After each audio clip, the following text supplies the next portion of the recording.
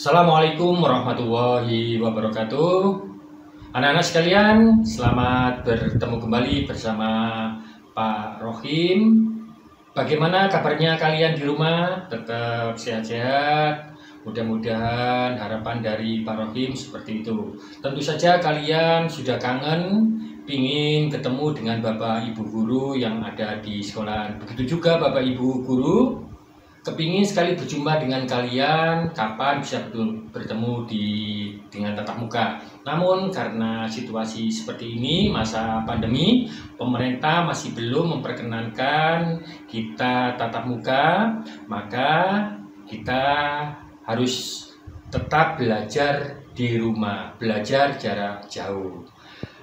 Tentu saja jika kalian tidak ada keperluan, tetap di rumah saja. Seandainya kalian memang betul-betul keluar, jangan lupa pakai masker, jaga jarak, dan selalu cuci tangan apabila setelah datang dari mana pulang langsung cuci tangan sehingga kita tetap terhindar dari COVID-19. Anak-anak sekalian yang saya cintai, Pak Rohim pada pertemuan kali ini akan melanjutkan pelajaran yang lalu. Kalau minggu kemarin sudah saya terangkan tentang perumusan Pancasila sebagai dasar negara, pada pertemuan kali ini adalah kelanjutan dari materi kemarin.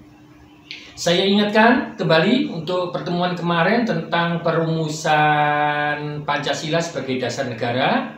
Lembaga apa yang bertugas pada saat itu merumuskan dasar negara? Ada yang tahu? Oh, pintar sekali. Lembaganya adalah BPUPKI, Badan Persiapan Usaha-Usaha Kemerdekaan Indonesia, yang diketuai oleh Bapak Rajiman Widyadiningrat. Untuk kali ini adalah penetapan Pancasila sebagai dasar negara. Lembaga yang menetapkan, ada yang sudah tahu? Oh, ada yang sudah tahu kayaknya ini.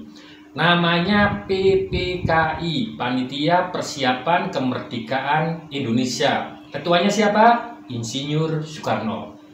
Nah, pada pertemuan kali ini nanti akan dijelaskan bagaimana proses penetapan Pancasila sebagai dasar negara. Untuk lebih jelasnya, mari kita bersama-sama mendengarkan, mengamati, menyimak video pembelajaran tentang penetapan Pancasila sebagai dasar negara. Yuk kita bersama-sama.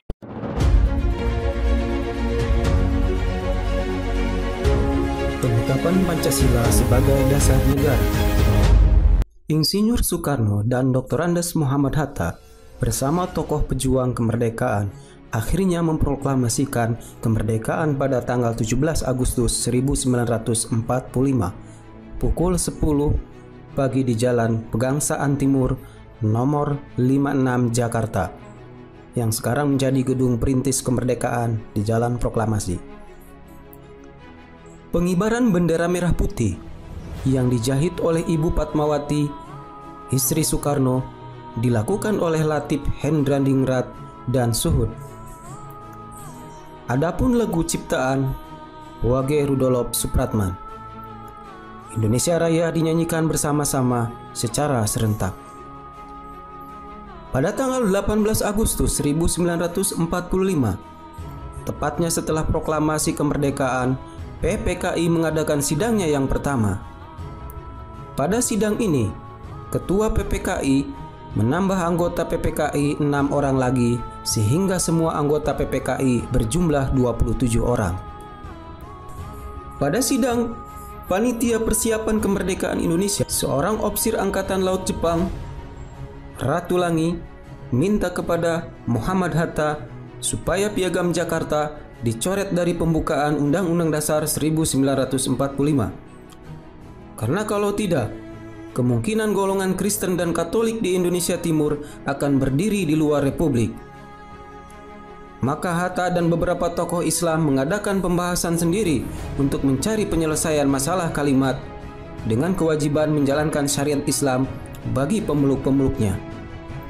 Pada kalimat ketuhanan dengan kewajiban menjalankan syariat Islam bagi pemeluk-pemeluknya, tokoh-tokoh Islam yang membahas adalah Ki Bagus Hadikusumo, Kasman Singodimejo, Kiai Haji Abdul Wahid Hasim, dan Teku Moh Hasan.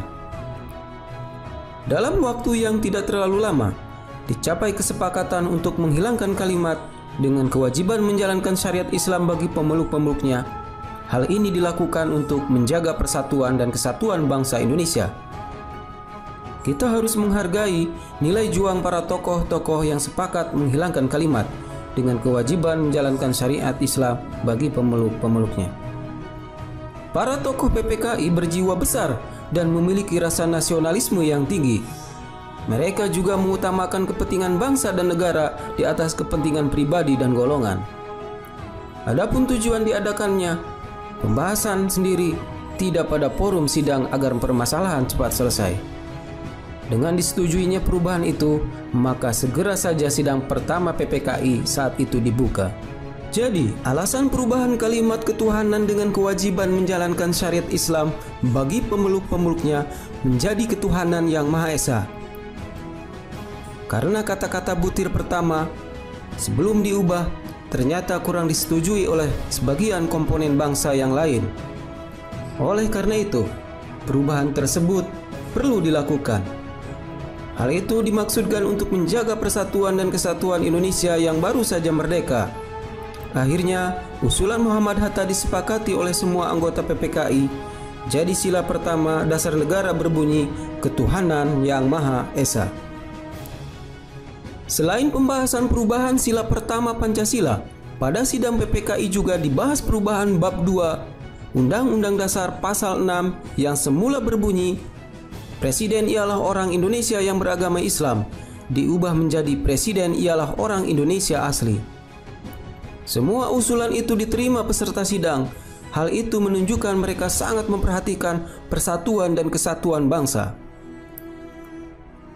Sidang pertama PPKI dihadiri 27 orang dan menghasilkan keputusan-keputusan sebagai berikut. 1. Menetapkan dan mengesahkan pembukaan Undang-Undang Dasar 1945 yang bahan-bahannya diambil dari rancangan pembukaan Undang-Undang Dasar 1945 yang telah disusun oleh Panitia Perumus pada tanggal 22 Juni 1945 dengan berbagai perubahan. 2. Menetapkan dan mengesahkan Undang-Undang Dasar yang bahan-bahannya hampir seluruhnya diambil dari rancangan Undang-Undang Dasar yang disusun oleh Panitia Perancang Undang-Undang Dasar pada tanggal 16 Juli 1945. 3. Memilih Ketua PPKI Insinyur Soekarno dan Wakil Ketua Dr. Andes Muhammad Hatta masing-masing menjadi Presiden dan Wakil Presiden Republik Indonesia. 4. Pekerjaan Presiden untuk sementara waktu dibantu oleh sebuah Komite Nasional Indonesia Pusat atau KNIP. Dalam sidang pertamanya, 18 Agustus 1945, PPKI mengesahkan Undang-Undang Dasar Negara Indonesia yang kini terkenal dengan sebutan Undang-Undang Dasar 1945. Terdiri atas dua bagian, yaitu pembukaan yang di dalamnya memuat Pancasila dan batang tubuh Undang-Undang Dasar. Keberadaan Undang-Undang Dasar 1945 diumumkan dalam Berita Republik Indonesia tahun kedua nomor 7 tahun 1946 pada halaman 45 sampai dengan 48. Selanjutnya, dalam Instruksi Presiden nomor 12 tahun 1968 ditegaskan kembali tentang rumusan Pancasila sebagai berikut. 1. Ketuhanan yang Maha Esa. 2. Kemanusiaan yang adil dan beradab. 3. Persatuan Indonesia. 4. Kerakyatan yang dipimpin oleh hikmat kebijaksanaan dalam permusyawaratan perwakilan. 5. Keadilan sosial bagi seluruh rakyat Indonesia.